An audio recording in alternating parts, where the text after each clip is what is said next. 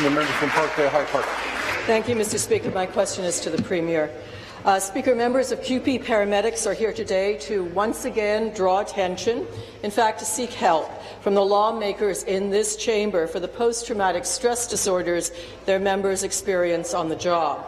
We're only too happy to acknowledge the work they do, just not the toll that work can take on them.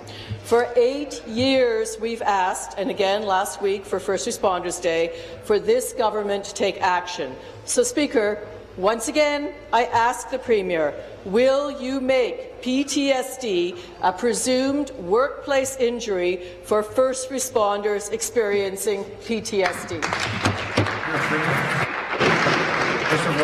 Thank you, Speaker, and thank you to the member from Parkdale High Park for the courtesy she's extended me on this very important issue, the interest she's shown, and the advocacy that she brings to this issue.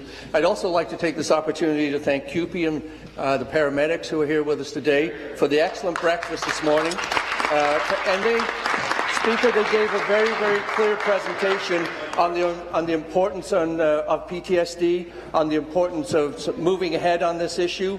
I'm pleased to report that there are a number of people in Ontario that are weighing into this debate and weighing into this issue, asking this government to do more than it's doing, asking the WSIB to do more than it's doing.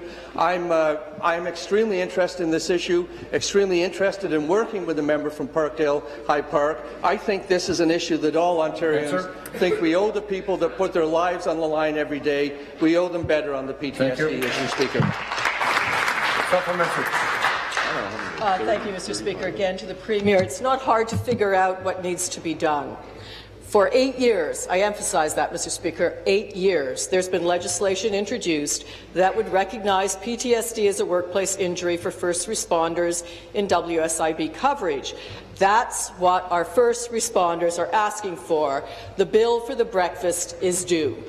When we call 911, we expect first responders to be at our door in minutes.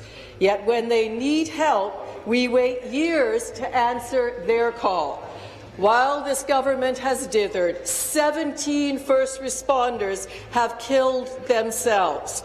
How many more have to die? Speaker, again, the answer to the question is a simple one. Will the minister act today to have PTSD recognized in WSIB legislation for first responders? Be seated, please. Be seated, please. Thank you. Minister of Labour.